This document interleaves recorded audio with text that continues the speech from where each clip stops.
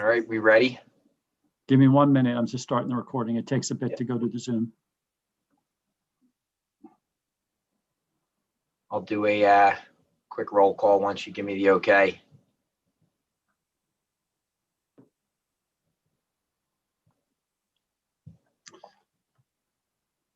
All right, we should be ready. All right, I'll just run through a quick roll call here. Mike Lynch. Can't hear you if you're. I'm gonna go get a headset. Oh, there you are. Just say here.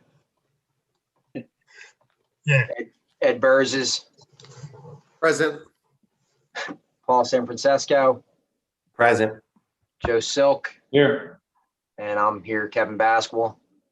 All right, so I'm going to do things a little bit out of order here tonight, just to hear the first two cases before coming back to case Z 2021-04. So, and before we get started on that, we will do our Pledge of Allegiance. So if we can all rise for that. Pledge allegiance to the flag of the United States of America, to the republic for which it stands, one nation, under God, indivisible, with liberty and justice for all.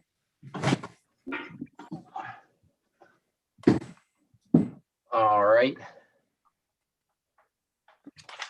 And Steve, am I okay to proceed here then? And Yeah, the only thing I would do is quickly give instructions on public comment, if it's all right. okay. This is a virtual meeting. We are taking public comment one of 4 ways. We would take public comment by accepting public comment in the blue drop box out in front of the township building. I do believe it was checked prior to the meeting. Andy, was there anything in it? There was nothing pertaining to tonight's meeting. Okay, so there was no public comment in that area. Okay. Throughout the meeting, you can choose to raise your hand as the chairman would call on public comment. In addition, if you're raising your hand virtually, you can do that by phone or by through the video. If you, for some reason, have trouble raising your hand or you just wish to make public comment in writing, you can do so by sending public comment to publiccomment@newtowntownship.org. Public comment is one word. Public comment at Newtown Township, also all one word, .org. If you're going to send in public comment to the email address, please make sure you include your name and address along with your public comment. If you are sending a note to public comment so that we can recognize you because you're having trouble, please make sure you include your name, your screen name. If you have one, if you're in by phone, please make sure you include the phone number in which you called in so we can make sure we recognize the right person if you're wishing for us to recognize you. Mr. Chairman, I'll turn it back over to you. All right, thank you. So the first case we're going to hear is application Z 2021-06, Guy and Jean Wolfington Jr., 630 Golf Club Road, Newtown Square, PA, pertaining to the subject property is seeking a special exception as per section 172-104A for a fence in the front yard. Subject premise is located in the R1 zoning district. The applicant also requests relief from any other sections of the zoning ordinance that may be realized as being required during the zoning hearing process. Andy, is the file in order? The file is in order, yes. All right, and I guess Mr. or Mrs. Wolfington, if we can promote them forward. I believe I just promoted them. All right, so let's get them sworn in with Mr. Okay. Corcoran. All right, no problem. Do you swear the testimony you give will be the truth, the whole truth, and nothing but the truth, so help you God? Yes. Okay, there you are. Mr. Wolfington, okay. All right, Mr. Wolfington, how you doing? Well, thanks. Thank you, Mr. Chairman. Yeah, all right, I will turn the floor over to you here to present your case. And actually, you know what, I'm sorry, before you do that, let me just see if there's any, do we have any party protestants or anybody wishing to make public comment on this case? If so, please raise your hand virtually.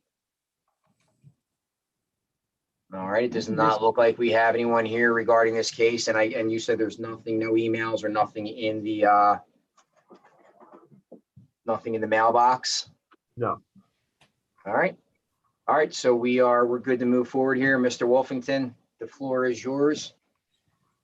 Great, thank you very much. Can everyone hear me okay? We can. Okay, great. Well, thank you, members of the board, for your time and consideration this evening. Greatly appreciate it.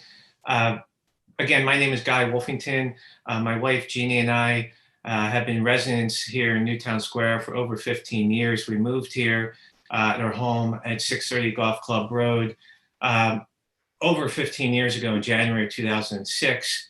We're still raising 3 children. I'm acting like we're finished. We're far from being finished. So raising 3 children.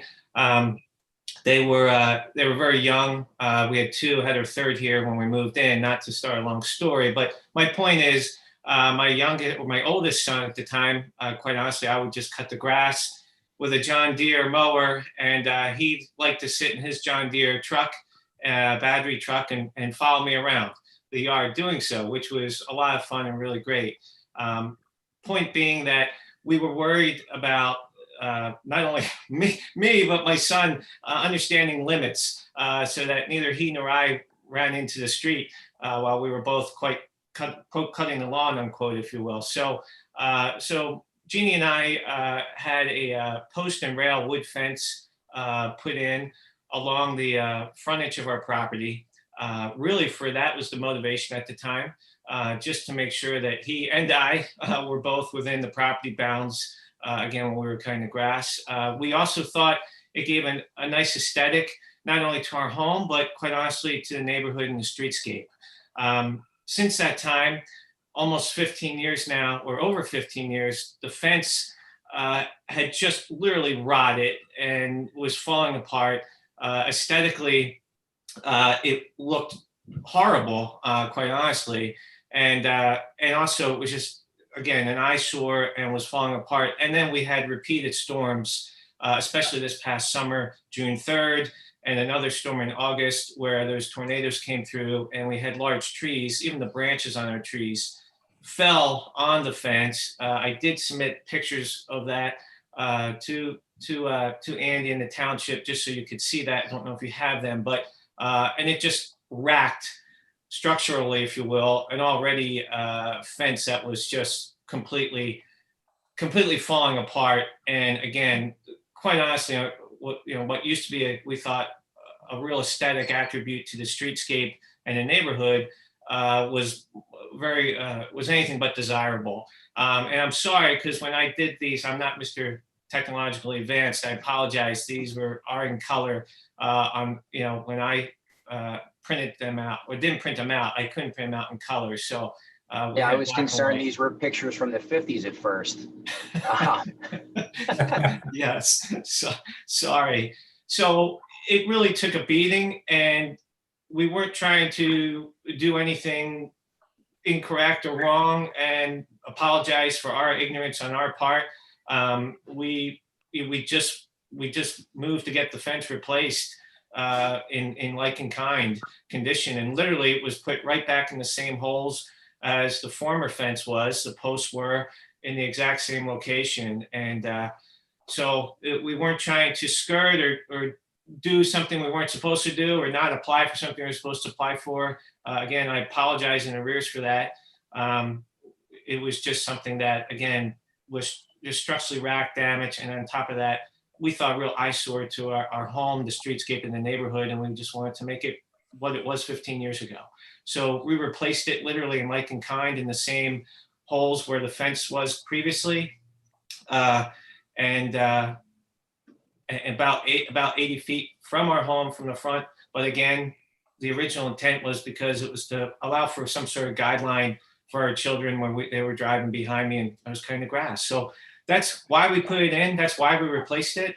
And when the township and Mr. Rexek reached out to us, we submitted the permit application and submitted the fee and our application for a special exception, which that's the reason we're here this evening, is to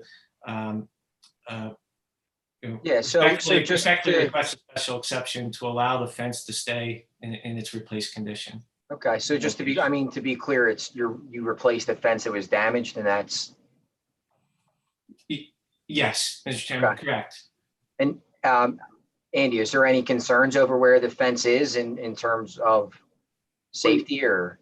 Yeah, thank you for giving me the opportunity. And I will confirm everything that Mr. Wolfington said. He responded immediately as soon as we reached out to him about the issue of the new fence. I mean, he immediately got in touch with us and did file those applications. The one thing that we were made aware of is that it is in the right of way.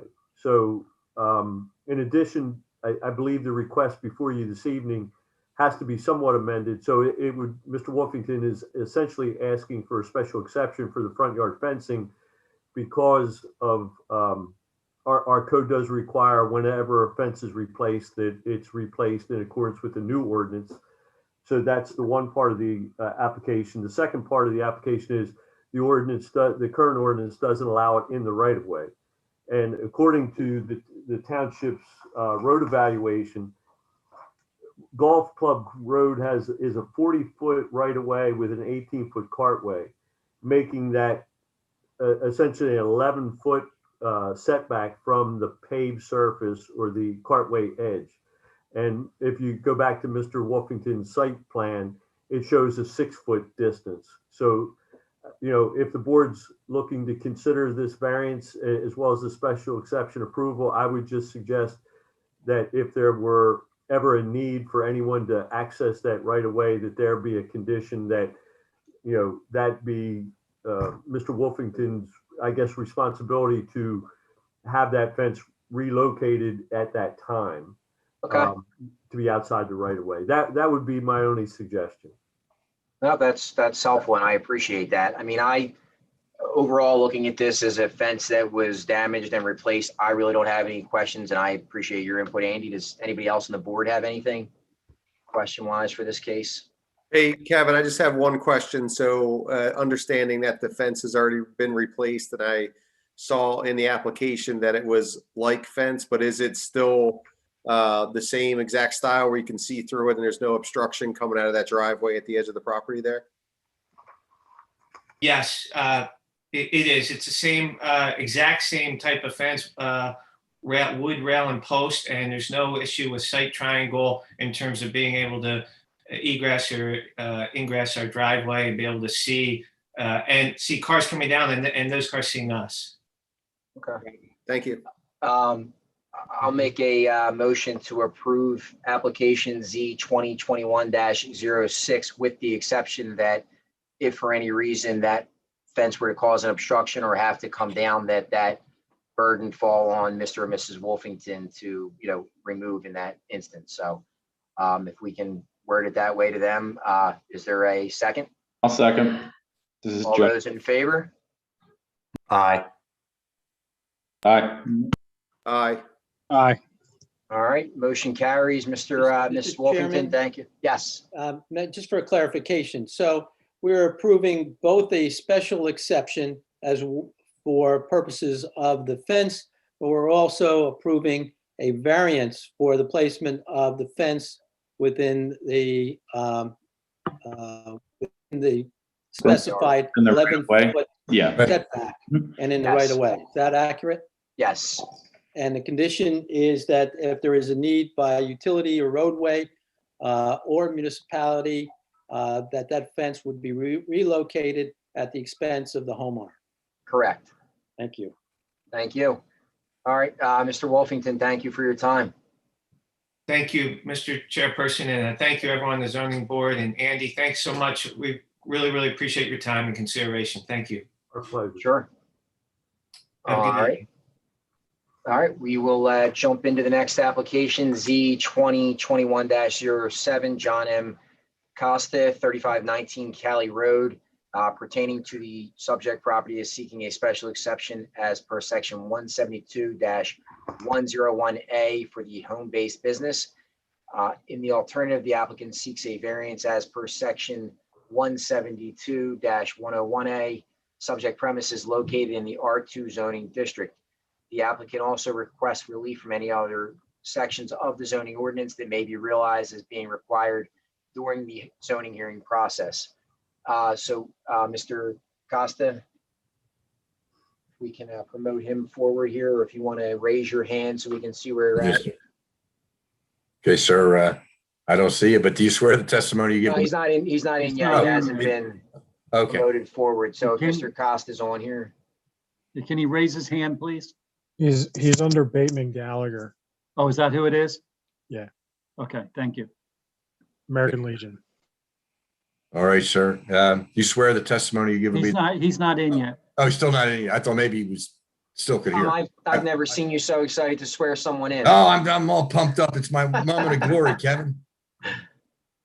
I got to say it before I forget it. I got to get. Okay, I'm here. Okay. Now we're good. Okay. Mr. Costa, yeah, Mr. Corcoran's going to swear you in here. All right, sir. Okay. Do you swear the testimony you give will be the truth, the whole truth, and nothing but the truth? So help you God. I do. All right. Thank you, sir. And before I turn it over to you, am I saying that correctly? Is it Mr. Costa? Yes. That is Okay. correct. All right. Andy, is the file in order? Yes, it is. All right. Do we have any party protestants or anybody wishing to make public comment on this case that's an attendee right now? If so, Ms. Wilson. So we'll get to her, but I see that her hand is raised, and I'm assuming public comment because I also don't think she lives within 200 feet of this. Do you want to ask her? Yeah, I guess so. Okay. Patty, if you unmute, you should, there you go. Yes, it's Patty Wilson, 4111 Battles Lane. I would like to make public comment because I'm very unclear as to what this particular application is about. There was so little information there. So I'm raising my hand to make myself available to for public comment, mostly because I don't know what he's going to be asking for. So thank you. Yeah, no problem. I think we're all in the same boat here, so we're looking to find out. Okay. All right, so it doesn't, and there's nothing in the mailbox or any emails related to this? No, the only public comment in the email box is related to the next case. All right, and Ms. Wilson, can you put your hand down so that if you do actually decide to make public comment again, we'll know? Thank you. Okay, Mr. Costa, we're going to turn it over to you here so you can present your case and obviously fill in some blanks for the rest of us as to what's going on here. Honestly and truthfully, I was kind of blindsided by this whole situation. I didn't really realize that I needed anything to operate a business out of my home. What type of So- business do you operate? I'm a tax preparation. It's a seasonal business, mostly electronic. Okay. Mr. Chairman, if I can give you a little bit of feedback. Yeah, please. Well, just the township was notified that there was a home-based business at this location. We simply checked our records and we had nothing in the files that reflected a special exception approval. We reached out to Mr. Costa, and of course, he then filed his application to appear before you for special exception approval. So he's here this evening in regard to section 172-101 for home-based businesses. Okay. Can you pull that up? Or I thought that something like that would be by right. I mean, No, unfortunately, it's not by right, it's by special exception.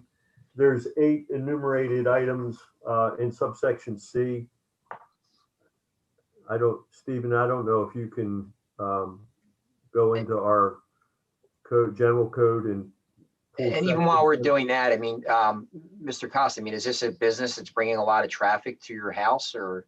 no, actually about 95% of my clients mail me or email me their materials. All I am is a tax preparer.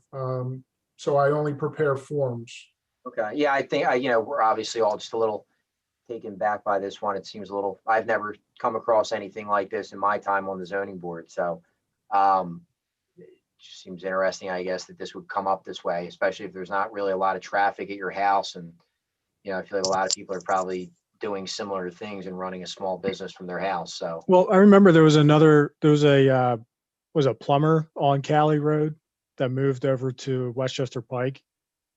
Oh, yeah, Right, like, yeah. I remember doing that, and there was an issue there, but he had like trucks and Yeah, how like many his accounting crew vans was do you there. have?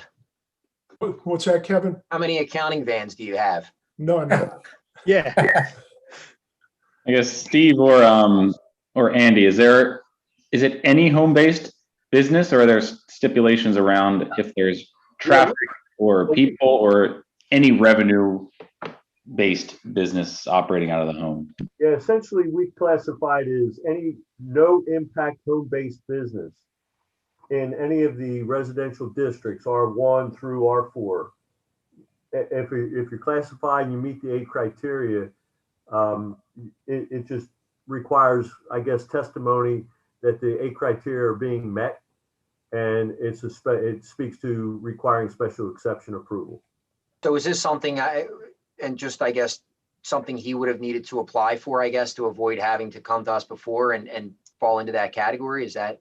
No, I mean, I don't think it matters when the application comes in. I mean, essentially, it should be before the activity starts, but in this case, you know, we're doing it now. Yeah. So, and it was just simply an oversight. I'm sure it was on Mr. Costa's part, and Yeah. we're just here to go through these 8 items, and you know, of course, if he meets them, then I think you can approve the special exception. And do you have any Just the employees working criteria out of your outlined in the house? code. No, I do not. I'm So a it's just- independent preparer. Okay. And Andy, would this count for any realtor or anyone selling shampoo or makeup out of their home? And it speaks to, yes, it speaks to all of those types of activities. In fact, the state defines no impact home-based businesses a little differently than we do. We kind of, our ordinance and definitions kind of mix no impact with regular home-based businesses that allow some level of activity. And here again, the 8 criteria or 10 criteria that you see, or 12 you see on the screen now, is a mixture of what the state classifies as no impact and regular home-based businesses. okay. Okay. And it speaks to the fact that there can be limited deliveries. It speaks to limited activity. It speaks to having, you know, no noise or outward appearance of a business. It speaks to limited, you know, there's a signage component to it. All of those things. It speaks to the number of employees that can be not living there. So all of those things are just part of the special exception criteria. Mr. Costa, is there even anything on the outside of your house that would, you know, any signage or anything like that? There's no employees, just No, there's your house? there's nothing on the outside of the house. And again, the majority comes in the mail Okay. or electronically. And, you know, it's there's no exterior appearance whatsoever Okay. that there's even a business being conducted here. I mean, this is another one I don't see any issues. I don't really have many questions about this. I mean, I'm glad for me, you kind of filled in the blanks for what this application was about. Do any of the other board members have any questions on this? I guess going forward, is that a local decision, a municipal decision about whether these 8 criteria constitute a special exception versus by right? Yeah, well, I guess the current code does not allow any business activity other than this. And the only way this use is approved is by special exception. Okay. Okay. So, if I might, I suggest we have a little testimony on the record from the applicant with regard to the criteria which is set forth in our ordinance. Now, he's indicated that he doesn't have any employees, not going to put a sign up, but our ordinance is very clear on the requirements for a special exception. So I suggest that maybe we just go down the list, ask him specifically whether he does or doesn't, and then we're able to make a decision based on a record.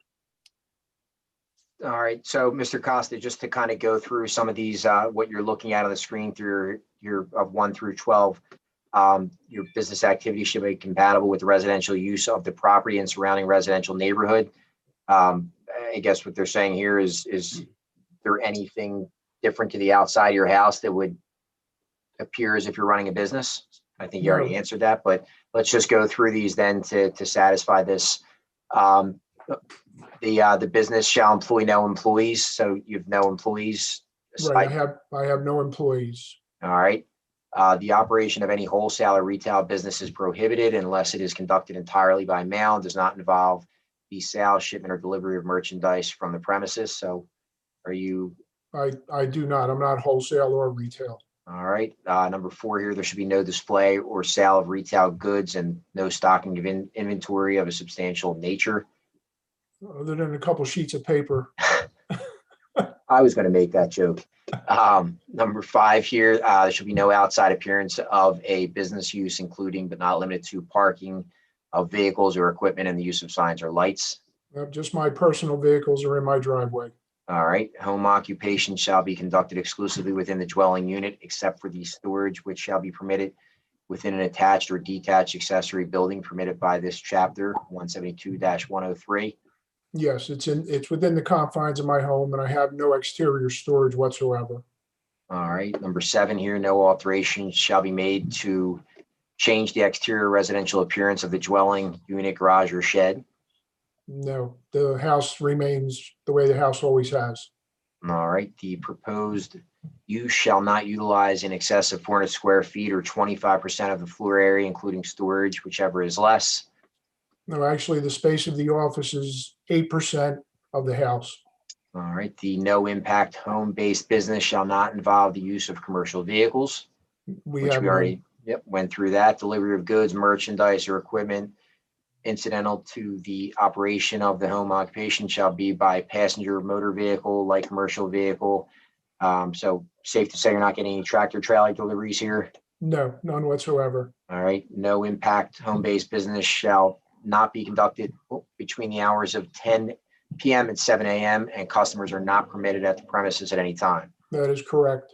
All right. Business activity may not use any equipment or process which creates noise, vibration, glare, fumes, odors, or electronic interference, including interference with radio or television reception, which is detectable in the neighborhood, and no home-based business may involve or create dangerous condition.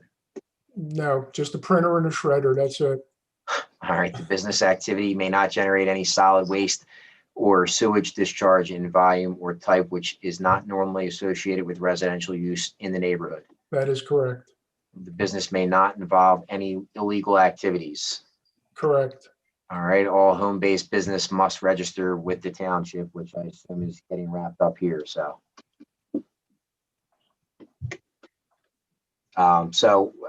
with that, and I know we did have one hand up there for public comment. So, Ms. Wilson, do you have any questions? If so, please raise your hand now. Okay.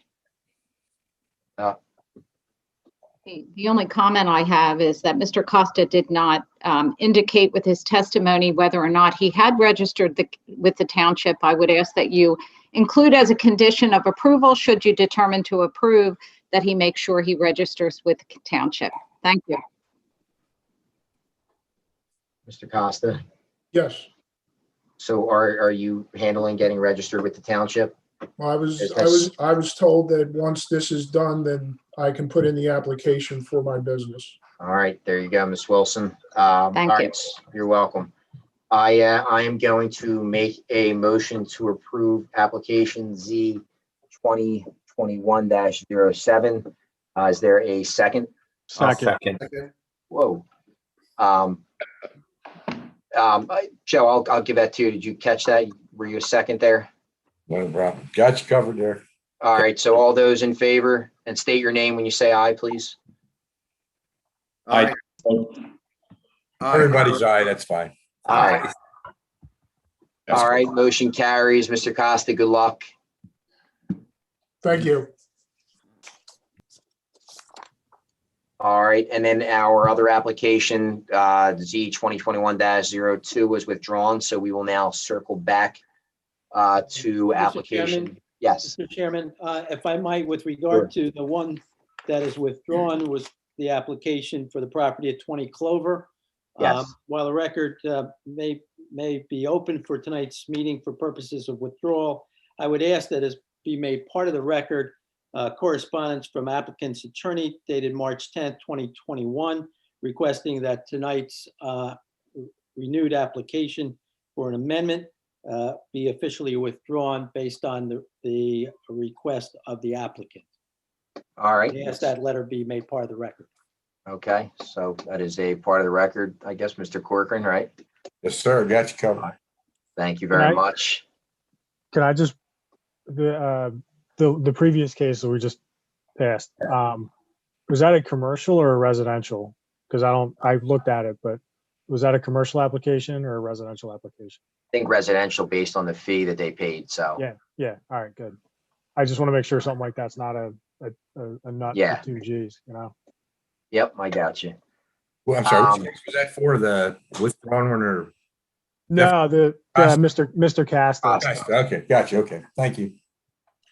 All right, so now we're gonna circle back to application Z 2021-04, Stephen A. Papa, from Edgemont, PA, 19028, pertaining to 123 Walnut Street. He's seeking variances as per section 172-34B, subsection 1 for lot areas less than required 12,000 square feet, section 172-109 for side yards for corner lots, and section 172-112 for front yards for corner lots. Subject premise is a corner lot located in the R3 zoning district. The applicant also requests relief from any other sections of the zoning ordinance that may be realized as being required during the zoning hearing process. And just before we promote everyone forward here too, I just want to try to make sure that we do keep this kind of organized. I know this is a pretty hot topic for some people. So as we bring forward, I'd like to promote Mr. Papa and the three people that went on the record as party protestants. Do we have their names available, the party protestants? And I see we have Mr. Sikora from the township.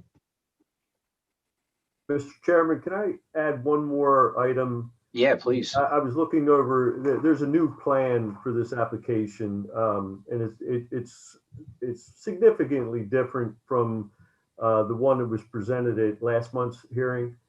And Okay. I think there has to be clarification. It's my interpretation, because that inner lot line separating what will be the two lots on the existing lot, they're modifying that lot line that separates those two.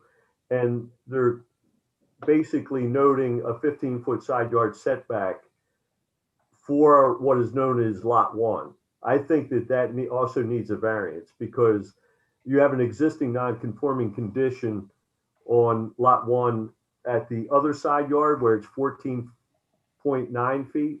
Okay. So because that lot line is being changed, I think that they could potentially comply with the required side yard setback for that lot, which would unfortunately make a bigger burden on the proposed new lot. But I do think, just for safety purposes, we should identify that as a variance as well.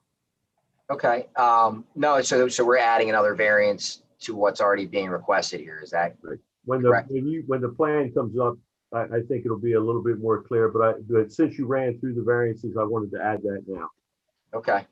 And I know that we're continuing this from last month's hearing, and what I am hoping to do here is, I know where we left things was for Mr. Papa to set up a meeting with the residents surrounding the house, the people that were within 200 feet of it, to get some input and some feedback, and hopefully come to an agreement on what would maybe satisfy the needs of those surrounding houses. So I will let Mr. Papa, if you want to go.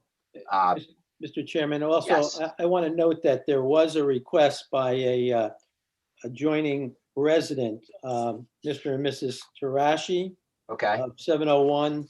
They had requested being considered as a potential protestant having standing in the proceedings. So if they are present, you may want to address that issue as well. Yeah, so I did see there. Do we want to promote Ms. Tarashi? I see her hand is up there, or allow her to speak. Well, Ms. Tarashi? Hello? Was Mr. Haas a party protestant last time? It was Murphy, Battaglia, I guess, Schultz, and I don't know, it was just 3 party protestants from last month. And it was So a Murphy.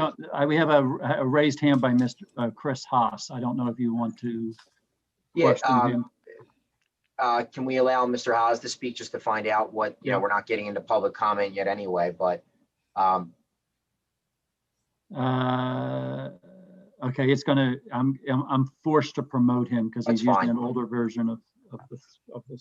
so, Mr. Haas, how you doing? Are Is you he in? looking to, Yeah, he's in now. are you looking to be added to the record as a party protestant? I would like to be, and I'm wondering what the qualifications are. You'll have to be within what, 200 feet? Is that correct, Mr. Neese, of the house? If it were within 200 feet, they would have been notified, yes. So did you receive notification, Mr. Haas? I would be, I did not, but I would be Okay. surprised if I was not within 200 feet. I could probably walk to this parcel within 30 seconds from where I'm sitting right now. Okay. He's about if you, 120 feet away. Okay. So if possible, I would like to join. all the- right, and You have that's the, fine. Steve, of the list of letter to neighbors, I guess. Isn't there usually a list of? And Ms. People know. Tarashi, are you within 200 feet? Did you receive one of the letters? Yes, we did. And were both of you in attendance last month for what was discussed then? My husband and I were. He's not here tonight. Okay, just want to make sure you're familiar with everything that was discussed last month. And Mr. Haas, were you? I see him on there. He's a bit about, yep. All I right, will. good enough. So do we need to swear them in then as? Or is that the process here, if they're going to be on the record as party protestants? Yeah, you want me to do that, Kevin? I don't. Yes. Okay. They would all be joined. Witnesses, you swear the testimony you give will be the truth, the whole truth, and nothing but the truth, so help you God? Yes. Okay, thank you. Oh, Haas, Haas, okay. All right, Mr. Chairman, I think you got to promote the applicant if you're going to take testimony. who are we missing? Is he in? I don't see. Yeah, him. Steve Pop He is in should be here, in. yeah, he's Oh, in here, okay. All yeah. right, I'm sorry. And also, I know that I'm seeing in here, Mr. Sikora. Yes, sir. Hey, so I saw you raise your hand. I assume you're here representing the township? Yes, sir. All right. So let's just to get things started here. And again, please be respectful while everyone is speaking, please. Let's allow, I'd love to hear from Mr. Pop. I know we left things where you were going to have a meeting with the residents. I'd love to hear your take of how that went or if any changes were made. And again, we will allow everyone else the opportunity to ask questions after without, making this a big thing. So Mr. Papa, the floor is yours. Okay, still on the road from last time, I guess, Kevin. Yes. Still sworn in from last time. Yes, right. Mike Bursick is also here in my behalf. And could you promote him as well? Have him Yes. available? He's being promoted right now. Okay. And who is Mr. Burzik that's here? He's from Bursick and Associates. He's the surveyor who was testified last month. Okay. So just to get things started, can you fill us in on where, how your meeting went with the Yes, residents? absolutely. Could you put A15 up, please? At the request of the board last month, I was asked to meet with some of the neighbors to discuss if we could come to some type of resolution. This is a letter that went out. There were 6 residents who came to 123 Walnut, and we had what I thought was a pretty good meeting. I'd like to thank those neighbors that did come. I think everyone got to share their view, and there was some constructive comments discussed. If you'd put up A13, this is the plan that we talked about. most significant change is that the house now faces Farview rather than Walnut Street. There was some comment on that from actually a couple of board members and maybe Mr. Neese last month, and maybe Andy as well. We took that into consideration and decided to do that. It eliminated one variance completely, the side yard variance, where we needed relief on the front yard, the two front yards. We can now conform to that.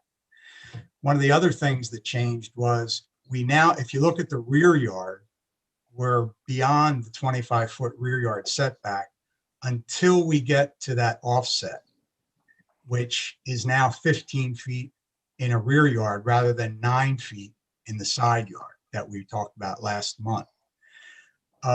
There was some discussion with the neighbors about changing the existing home to a front load garage. I listened to what they said. I even put together a cost sheet for it. One of the neighbors was particularly adamant about that. He thought that I should consider it. You can pull that up. It's A16. We can briefly go through that. By changing it to a front load garage, it gets away from the offset. So at a cost of over $30,000 to do that, I don't see how it makes any sense financially, or I don't see how it changes the impact of this development. You're talking about modifying the garage on the existing house that's there. Correct. Right? Modifying it, making it a front load garage. So I just have strong feelings about it. It's not the house that I bought. It wouldn't be the house that I bought. There were significant changes inside to make that happen. And I think this offset that is permitted. There's flag lots all over the township. So by definition, a flag lot has a 90-degree turn in it. If you look at A14, please. These are two examples in the R3 district in the township. One happens to be on Farview Road. And if you scroll up, that's a skewed property line. So another modification other than a straight line, this happens to be over in the avenues, another offset property line with an angle in it. So the 90-degree offset is a very common thing. I don't see it out of the ordinary. Trying to change that existing home to a front load garage, to me, it makes no sense whatsoever. It puts a burden on me that I think is unwarranted. So if we could, I'd like to go back to the plan that's been presented. A13.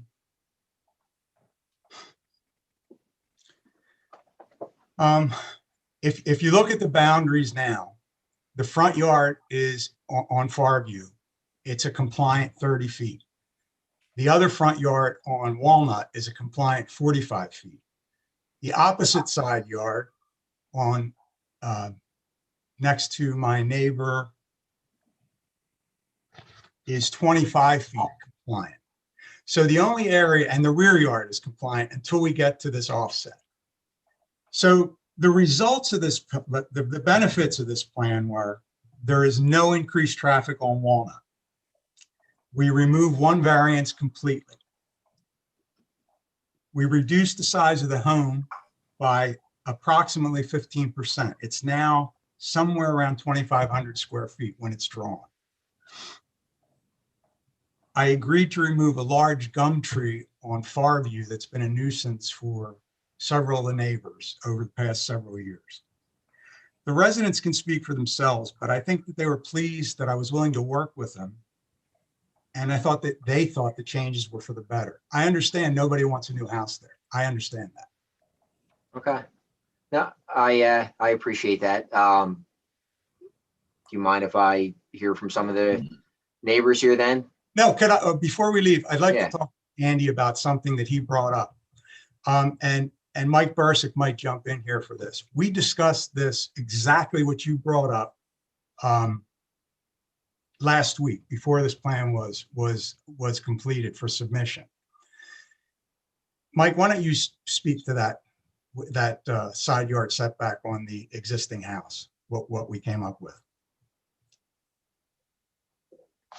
I'm not sure which side you're just referring to. He brought up that we may need a variance for lot 1, the side yard, because it's non-conforming. And you viewed it as existing non-conforming. Yeah, the existing deed line, if that's what you're referring to, Steve, runs a lot closer. I think half that distance to the house currently. We're actually making that see it side to the yard. left there. It was much closer. It's actually less non-conforming with that configuration. Does the board see that? Danny, do you see that? I do. That's why we viewed it as existing I- non-conforming. I don't disagree with what you're saying, and if it's necessary, I'd love to include it, but that was just our thinking. Yeah, I don't know if the board has any questions, but I also want to make one more clarification. I think from the testimony Mr. Papa just gave, there's a reference on this plan, and it speaks to the front yard requirement for existing corner lots. And Mr. Papa just testified that that is compliant at 30 feet in regard to section 112 of our zoning code. And that section deals with existing corner lots. So I don't necessarily think that that applies, because the existing corner lot in question is actually what's identified as lots 36 and 37. So that lot is being completely adjusted. So I don't necessarily think that section 172, 112 applies. Therefore, I think that 30-foot setback requirement along Fairview to the newly proposed dwelling still does require variance. No, but I thought, go ahead, Mike. Doesn't that fall under, when you have two front yards, when you have two front yards, I can't quite see. We refer to the one section where it mentions the shorter yard of the two shall be 45 feet, and the longer to be 30. Well, here again, I mean, that section deals with existing corner lots. Okay. The existing corner lot is a much smaller lot known as lots 36 and 37 on the deeded plot existing conditions plan. So if you were simply developing that lot, then I think that section 112 applies. Okay. But you're eliminating those lot lines and reconfiguring the lots in totality. So I don't think that is an existing lot any longer. Therefore, I think you still need the variance for the front yard setback. Okay. It's not an existing lot any longer. What's the new distance if it were a new corner lot for the front yard? If it's not 30? It would require both 45-foot front yard setbacks. 45, okay. 45 on the front, and then 45 from Fairview to the house and 45 from the side to Walnut. Both would be considered front yards, but yes, that's correct. Okay. Excuse me, Mr. Reshek, which exhibit is this?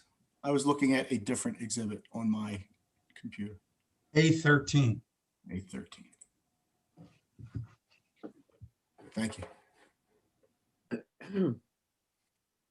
So I think the board just would want to consider what I've just explained about that front yard setback, and as well as the 15-foot front setback, side yard setback on what is shown as lot 1. Okay. And I think the board has to consider whether they do, it would be my opinion they need variances. Okay. Yep, I get it. All right. And Mr. Papa, do you have any additional testimony or anything here just before I hear from the other side of how they think the meeting went? No, not at this point. Okay, and then hopefully you can extend the same courtesy to them and allow them to say their part here, please. Sure. All right, so I'm actually going to start with Mr. Schultz only because I know you were in the meeting last month and, and then Mr. Battaglia will get to you and then we can circle back to Mr. Haas and Ms. Tarashi here. So, Mr. Schultz, I'd love to hear your take of how the meeting went, or, it does seem like a lot of changes have been made here.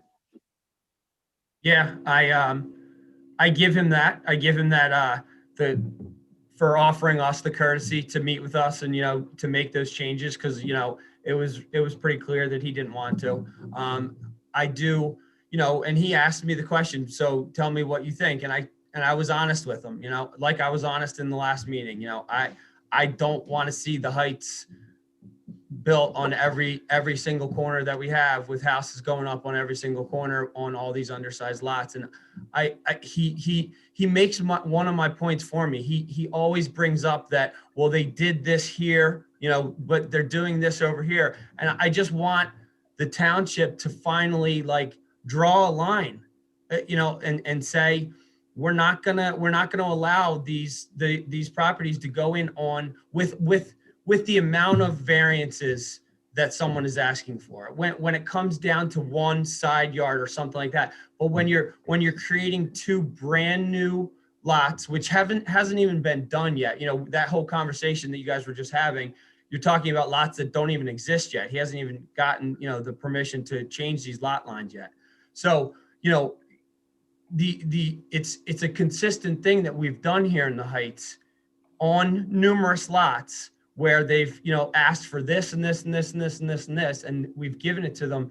And I don't like it. I don't support it. I'm not a fan of it. And that's why in the last meeting, I asked, and I said, Joe asked me that question. He said, it sounds like you really wouldn't want anything on there. And he's right. I mean, that's what it is. I literally live in my lot is a very big lot. It's almost a half an acre.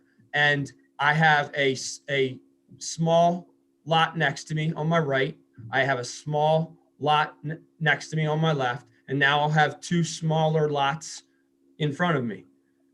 I'm surrounded by these small, and it's not why I moved to the Heights, honestly. I moved to the Heights because we had a nice little house on a huge property, which is what 123 is too. It is that right now. It's a nice house and it's got a great property. And I just don't want to see it different.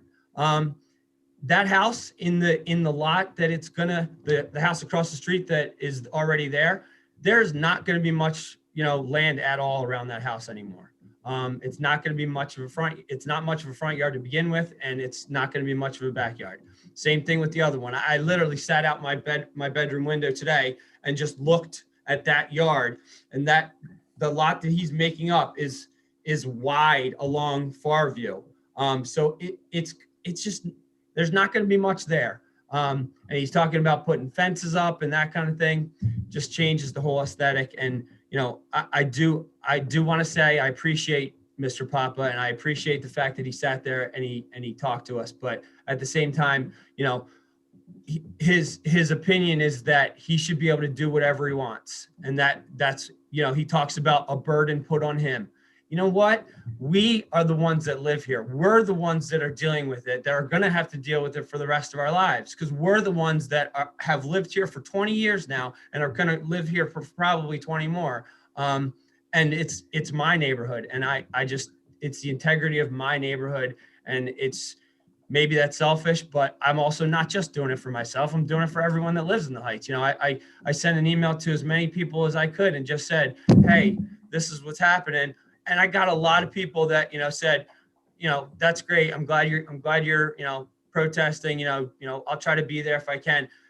And, people have stuff to do. I get that. But if I have to be the one to sit here and argue for it, then I will. I'll sit here and argue for everybody, or at least the people that can't be here. And, the Trashies, live next door, and, Battaglia lives across the street. And Murphy's lived here for, his whole life, plus his grandparents' lives.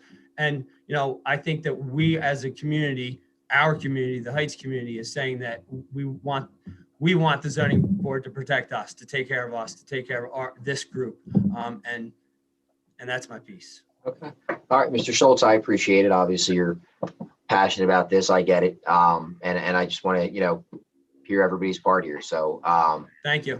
yeah, thank you. Mr. Battaglia, I know you were, in last month's meeting. I'd love to hear your take here. Sure. Yeah, thank you for having us tonight. Again, Mr. Papa, thank you for hosting that meeting as well. It was a nice conversation with everyone. Obviously, the neighbors collectively did not want any house going up, as Mr. Papa said. The new proposal is my wife and I are more opposed to this, just as it's facing our house now with more kind of traffic going on there. I guess another point that I was researching was just with variances in general, was the section or chapter 172-15A.3, that such unnecessary hardship has not been created by the applicant. Right now, it is a conforming lot, and all these variances are due upon the act of the applicant changing the lot into two non-conforming lots, then requiring said variances. So that was only the main thing I had just to bring up. How you guys interpret it, I don't know. No, and I get that. Obviously, he's creating the hardship by creating two non-conforming lots that aren't meeting the 12,000 square foot requirement. So we do get that. Okay. So and obviously taking that into consideration. So, yeah, I again appreciate your input as well. And it looks like I guess Mr. Murphy is not. Yeah. May I add something to that? Sure. Could you show me which is the conforming lot now, Mr. Battaglia? Of the three that are there, which one is conforming? It would be, so the picture on the left here we're talking about? No, maybe we ought to go back to A. Go back to A1, please. And Mr. Papa, I think even what he's saying is that when this is done and there are two lots created, that they're both going to be undersized. No, this is very important. This is because I think a lot of people don't know this.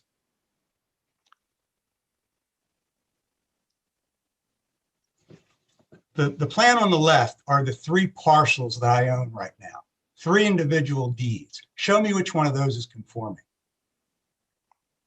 How about you just make your point and not put the party protestant on the spot? My point is none of those lots are conforming. I'm bettering the situation. Okay. I'm not creating a hardship. I'm trying to alleviate the hardship. I can't, if somebody were to try and build on the blue lot, what kind of variances would we be talking about?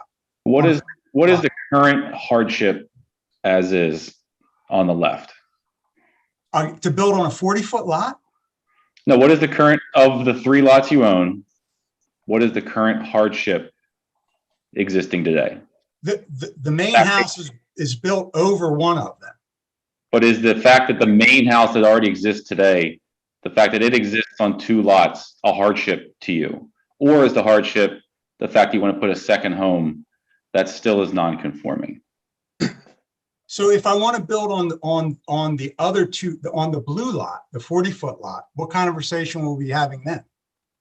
I think his point that he's making is you're attacking Mr. Battaglia in the way he's presenting it, saying that you're going to have these two non-conforming lots. I'm not I know, but the way saying you are still creating the hardship, right? You want to build a home on lots that I get are non-conforming today, but no hardship exists to the existing home. Mr. Silk, if I came in by right to build on the blue lot, correct, 40-foot lot, would these people be any happier? No, the point is we still be having the same exact conversation. There's still be variance. When at the end of the day, if a house went on the blue lot, what looks better? One house stuffed on a blue lot or the plan on the right? Can I interject something real quick? Sure, please. I'm going back to the hardship comment. Okay. Wait, who's speaking now? I'm not sure who's talking. I'm sorry, Mr. Papa again? It's Mike. Okay, I got you. Go ahead, sir. I don't see it. That's why. If you look at the left-hand side of that drawing, you can see the three different colors there. Those are three separately deeded properties, titled to three separate pieces of property. my opinion, the hardship is the fact that Mr. Papa has a property line going right through the middle of the existing house on that lot. You want to talk about non-conforming, you have a residential house sitting on two separately deeded properties. I get that, but if he moved into the existing home as it is today, would there be a hardship?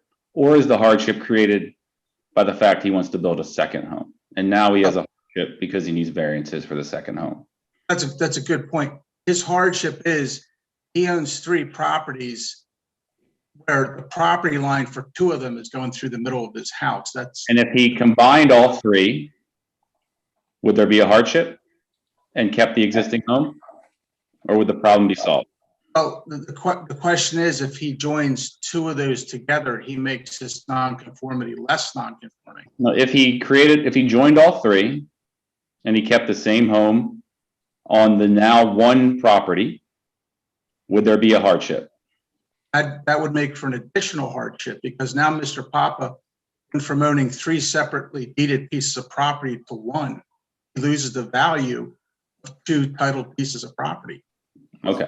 Value. Right. Financial hardship. I get it. And then the more financial hardship, he can't separate into 2 lots and build another. Let me take the value word out of that. He can no longer enjoy 3 separately deeded pieces of property. He can enjoy 3 of them today, as is, right?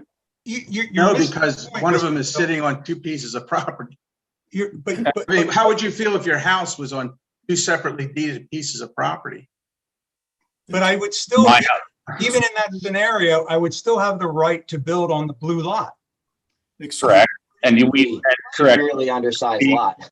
And we'd be still in this exact same conversation of what type of home fits within the constraints of the property that you own. So we'd ask you then, what house would you put on the blue line? And then we'd be in the same exact situation that we're having today. You're looking at one of those very, very, very thin houses with all types of variants for undersized, way undersized, all type of setbacks. Right. And I personally would be against that. So allow me, I'm not clear who's testifying, because it seems like more of a conversation. There's 3 different folks asking questions. So if I could just butt in from the township perspective, if you don't mind. Our definition of single and separate ownership under township code is set forth in our definitions 172-2. When you see that big pink lot, that is clearly all one big lot. And I don't think anybody disputes that, even though it had little tiny lot numbers on there. That was all consolidated as a tax parcel number. Under our zoning code, when you build a house or other similar structure or include appurtenant structures to the main structure on an adjacent lot, that becomes part of that lot. So that yellow lot, I don't think there can be any dispute, is no longer a separate lot. That's part of the pink lot. The only real issue, and I think this is consistent with what Mr. Silk was kind of focusing on, is it gets back to the same issue, that blue lot, really. I haven't seen, I reviewed the record, I didn't see any testimony or evidence regarding the use of that blue lot or how it was held at what time or how it's been used. I don't believe there's any testimony, if there's any structures on there. So if I think Mr. Silk is correct in focusing back on the blue lot, and what is it that he's trying to subdivide from this main yellow and pink lot combined to make a more buildable lot, if he is in fact able to build on the blue lot. And so I'm just trying to focus the conversation as I understand it from the township's perspective. And I hope that answered your question, Mr. Silk. no, it does. I guess, yeah, he's asking for variances, right? And I totally get the situation, but I'm struggling personally to understand the true hardship, other than there's no way to put a home on this lot that's conforming. I get your point also. You could maybe put a conforming home that's maybe skinnier and is conformant, and then that's another separate issue. I get that, but I'm That's what I'd like to better understand, other than, hey, I own this property, I can maybe stick another one on it, and that creates a financial hardship. I understand both sides. I'm just trying to help Mr. Sorry. I mean, with that said, considering the yellow and the pink is one lot, essentially Steve has two lots. But the one being the smaller rectangle, which to develop that, to make that lot more conforming would be to take from the area the other two. And that's essentially what he's attempting to do, is make that blue lot less non-conforming. And when these lots were purchased, did you purchase them all at the same time with the house? Yes. Okay. It wasn't like you just owned the blue one and then wanted to take the rest, so. No. Okay. All right, Mr. Battaglia, I know you kind of got interrupted in your presentation. So did you have anything additional to add before I move on to Ms. Tarashi or Mr. Haas? I think that should be it. Okay. Thank you. Well, thank you very much. So Ms. Tarashi, I'll go with you next here. Did you attend the meeting with Mr. Papa? I did. Okay. Any feedback you can provide us here? No, I agree that it was very gracious of him to meet with us, and the fact that he changed some of what he had planned, it was very gracious of him to do that. But I agree with Dan and Tony. Okay. Essentially, I don't have too much to add other than, Okay. we've lived here for almost 18 years, and it's important to preserve the integrity of the street. We've known it like this for the 18 years. So, I mean, that's really my main concern. Just to, it's to the point where none of us that met with Mr. Papa that day want a house built there. So, and just one other concern I had is that I know in the last meeting, there was a comment that the zoning was going to change eventually. So I tried to research that with the stuff on the website, and I didn't see anything that corresponded to these variances of what's out there now. If it did, I don't think it's relevant. Okay. I mean, if it's what's in front of us now today, so let's ignore that for the time being. If it does change and that changes the scenario next, if this ever comes back, then I think we address it then. But yeah, that's relevant. Yeah, I just didn't know why it was being brought up by Mr. Papa. No, probably something he may have heard, but regardless, not in front of us right now. So, and Mr. Roush, even just you being in here as a party protestant, at least you have the ability to appeal any decisions that are made, which is why you would want to be on the record as a party protestant. So, I'll move on to Mr. Haas here. Did you attend the meeting? Not the in-person meeting. I attended the last zoning hearing, but I did not know when the in-person meeting was happening, so I was not in attendance. Okay. I was looking for feedback, obviously, to see how that meeting went. Does anybody on? Oh, I apologize. I didn't No, you're fine. I didn't know if you had anything. That's what I was trying to find out from everybody. I mean, if you have any questions, please feel free now to ask away. Sure. Thank you. I just wanted to ask, I do have some comments, but before I get to my comments, I wanted to ask Mr. Papa a question. And I was hoping that the board could show exhibit A13 again.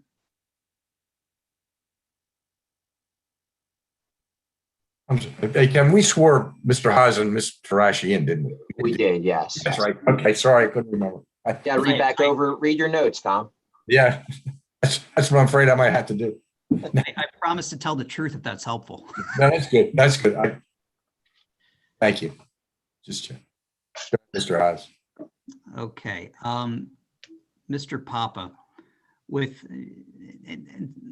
the new plan that you have, do you have a sense, and my vision isn't that good, so I apologize if it's listed right there. I'm trying to blow up my screen. Do you have a sense of what the dimensions of the new driveway would be of the home? It's approximately 24 feet wide at the house. Okay. And 30 feet from the building to the right of way. Okay. And would that driveway lead directly to an attached garage of the home? Yes, 2-car garage. Okay, all right, thank you. That was my one question. So in terms of my comments, I just first want to thank the board for giving me the opportunity to be a party participant, because I know that I wasn't originally, and I didn't receive a mailing, but I did want to be part of this conversation. So I appreciate the opportunity to be able to do that. I share my neighbors' concerns that even this current plan, which again, I think that Mr. Papa is demonstrating flexibility, but even with this current plan, it's just inappropriate. And it's inappropriate not only from a zoning perspective, but also in terms of maintaining the essential character of the neighborhood. And what's been disconcerting, and I apologize because I know we're going to be hearing similar themes from the neighbors, but I think it's worth saying it again. What's disconcerting is that we're constantly seeing larger homes being built on smaller lots. And that pattern is continuing. And I know that many of those plans were approved by different members of this board who are no longer a part of it. But my worry is that if this plan is approved, that message will be continuing to potential investors that in this particular neighborhood, it is okay. You might have to jump through a few hoops, but it's okay to build a larger home and a smaller lot. And that worries me, because if you look at Exhibit A13, and it's not a great exhibit for what I'm going to try to demonstrate, but there are 2 open lots right now. One directly across the street, which I think Dan mentioned he lives next to. And then there's another small lot, if you were able to look on the top left-hand corner of the picture. And I could easily see 5 or 10 years from now, another builder trying to build another home there. And my wife and I worked incredibly hard to move out of more densely populated areas in the county. And we picked Newtown Square because it was still in a county that we love, Delaware County, but there was, for lack of a better way to put it, a little bit more breathing room. And now we're starting to see that dynamic of those more densely populated neighborhoods following us right here. And I'm just worried about that continuing pattern. And it makes me worried, A, because of just the quality of life and how it would change the essential character of this neighborhood. But also when it comes time to build the house, I'm worried about that in terms of noise pollution, but also the additional traffic, construction traffic that would be coming through the area to build a home. There are about, I think if I counted correctly, there are about 12 small children, and by small, I mean under the age of 5, that live in a pretty close proximity to this home. And I'd be worried about the constant construction traffic moving in and out as well, and the safety issues that would pose. So, for those reasons, I just ask that, and I know that you would all do it anyway, but I ask that the board be thoughtful with their decision and think about the message that they're going to communicate to the neighbors in this neighborhood, because only one of 2 messages could be communicated. Either A, homes like these will be continued to pop up in our neighborhood, and our neighborhood will be changing. The fundamental nature of it will be changing.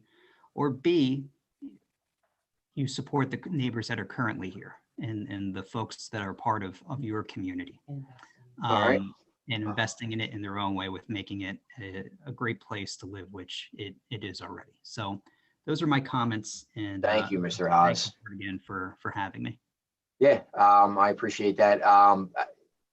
Is there any additional testimony or anything you'd like to add here, Mr. Papa? Mr. Chairman, can I ask a question? Mr. Sure Papa? can. Thanks. Mr. Papa, at last month's meeting, there was a number of suggested alternatives, ranch house being one, a smaller version of your house being the second. There was some reluctance on your part with those kinds of proposals. You're not suggesting, are you, that the particular property that you're suggesting for this home could not be developed within the framework of the existing ordinances and zoning requirements to build a home on the lot without necessity for asking for variances. You're not suggesting that, are you?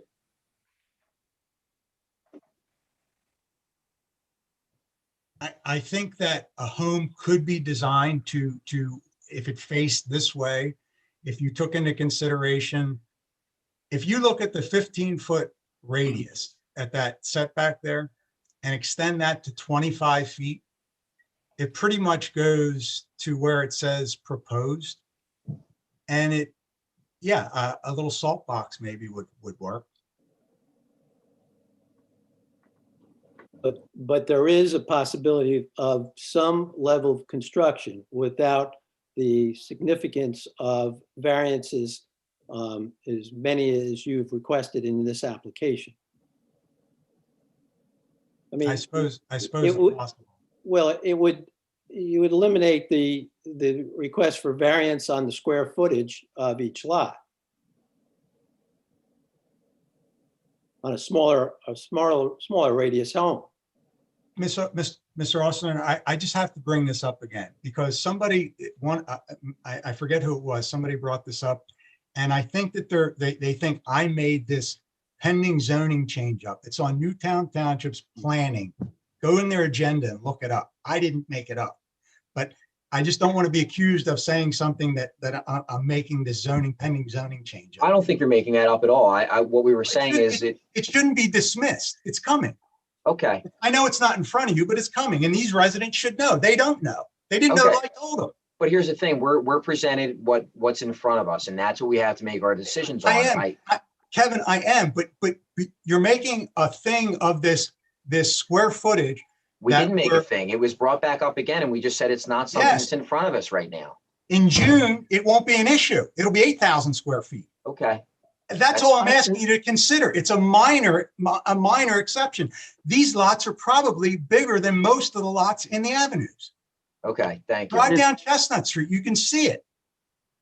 Okay, but I think you're addressing this the wrong way. No one told you that you made it up. It wasn't a thing. It was brought up one time during this entire case here, in this tonight's session here. So all we said is, why bring it up if it's not something that's in front of us right now? We have enough decisions to make here with all the variances that you're asking for. Why add another thing into the mix? I was trying to address one of the residents. I know, but I just feel like the way you're going about it, you're being very aggressive towards us, and we're trying to address what's in front of us. That's it. The way you're being about this, I just think, I don't think is right, considering everybody's time that's here.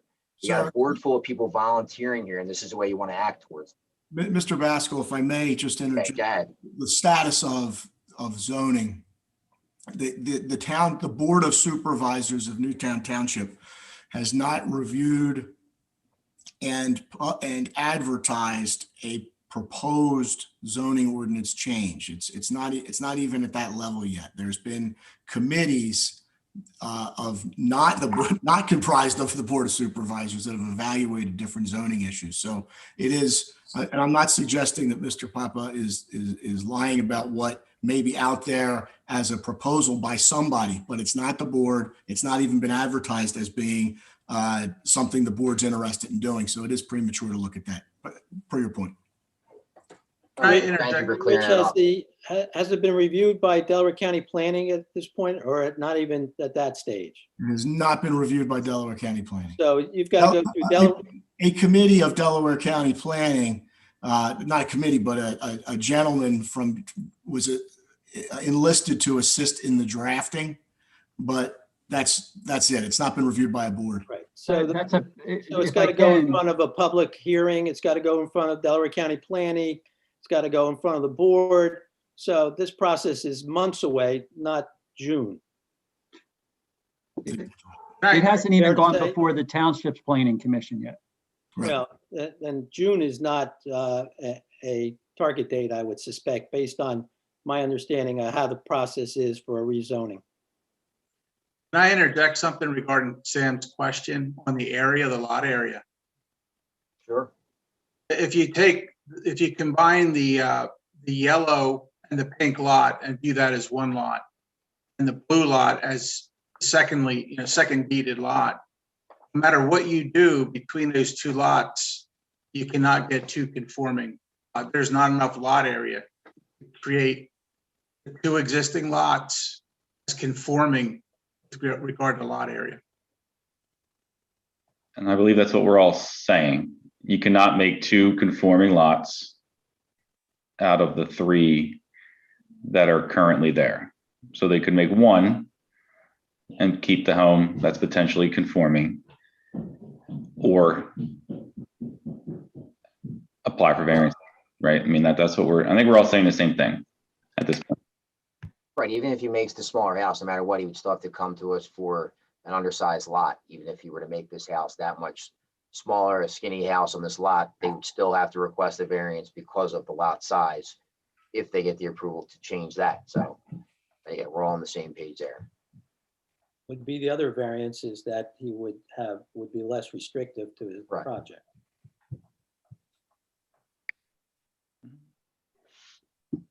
All right. And Mr. Papa, is there any additional testimony or comments or anything you would like to add?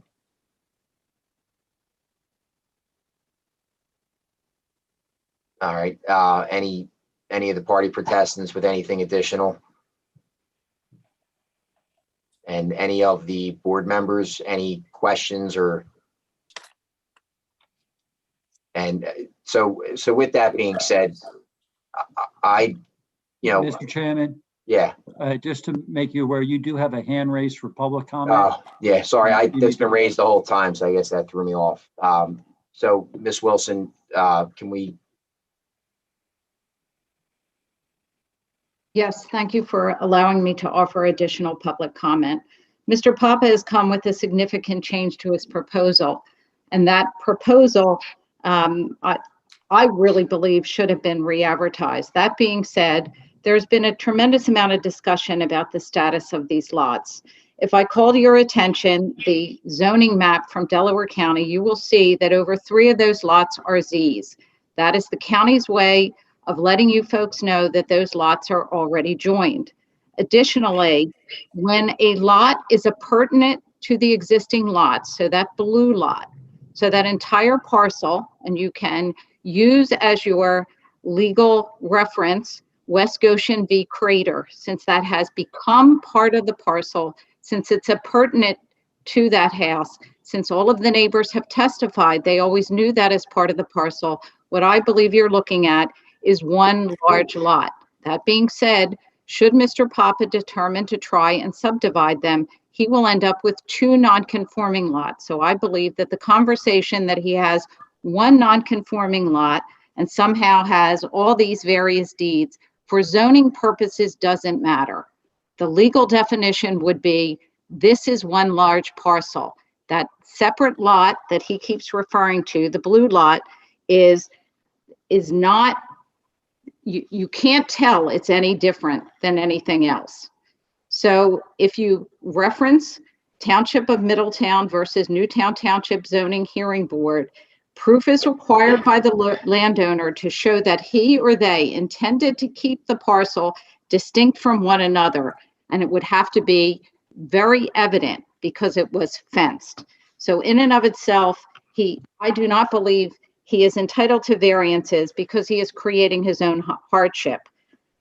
Additionally, he is not asking for what I would consider the minimum variance required on any of the variances that he's requesting in terms of side yard setbacks. Additionally, Mr. Schultz, as well as I believe Mr.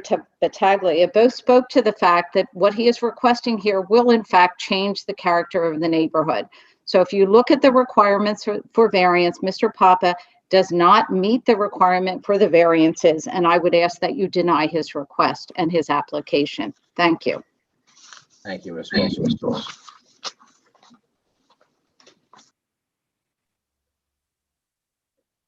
Okay, and all right, so Mr. Baskell, from a township perspective, I think there's a couple things. Yeah, please. With respect to, I'm not here to fight or argue for a variance for lot size. That's, you know, that's the neighbors and Mr. Papa are fighting that out. I would point out, so this is not an endorsement of this in any way, but there is an issue that's going to be created by, if this were to be done, which is, what's that, Walnut Street itself is not a road. There's an easement there, but as far as I know, it's not a public road. It's certainly not developed as a public road. So that would have to be brought up to some sort of township or PennDOT standard, because there's now, off of Farview, there would be a structure in between the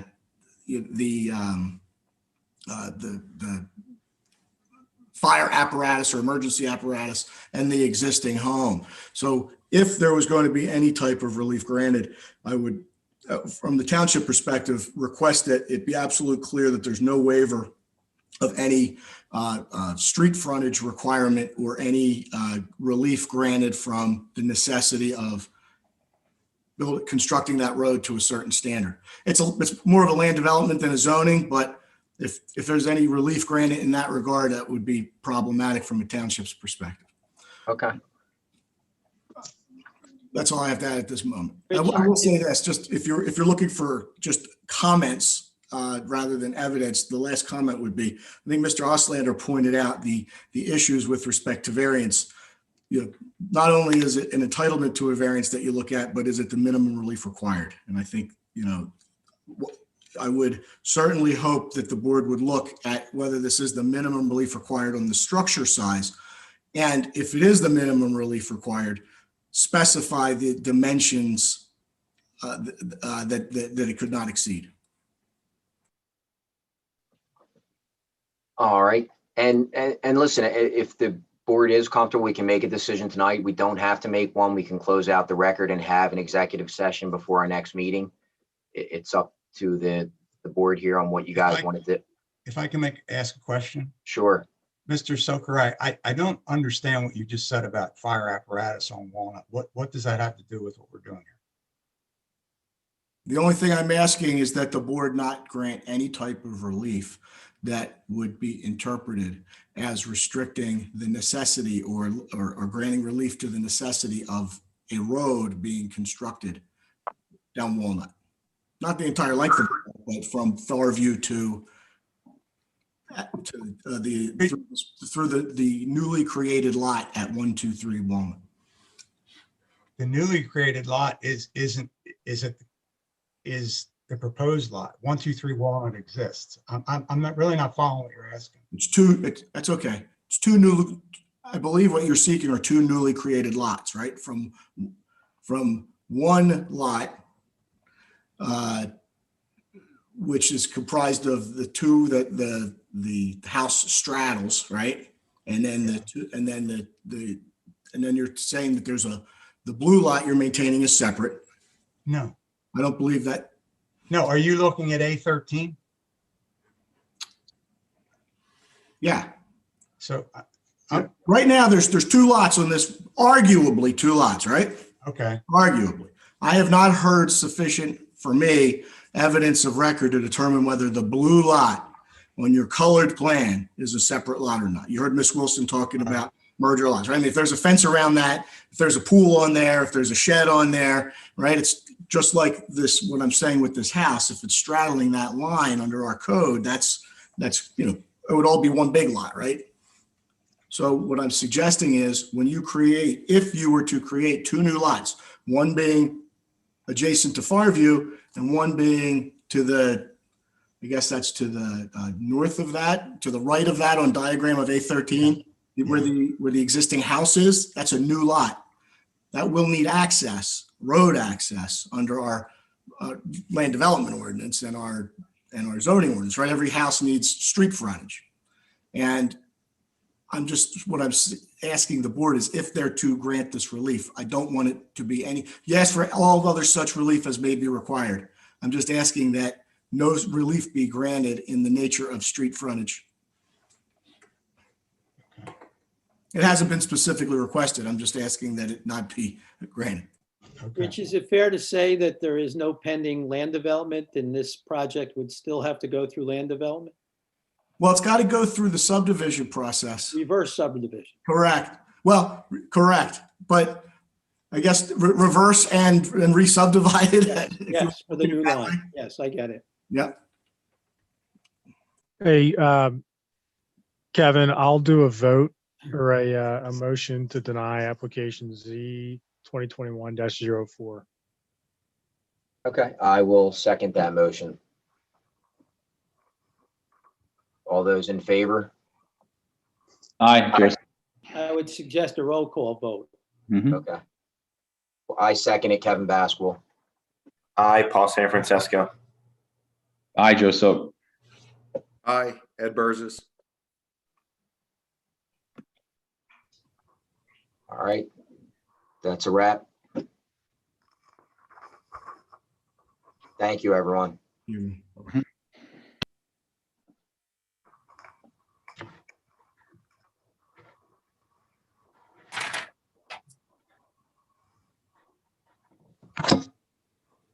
Thank you.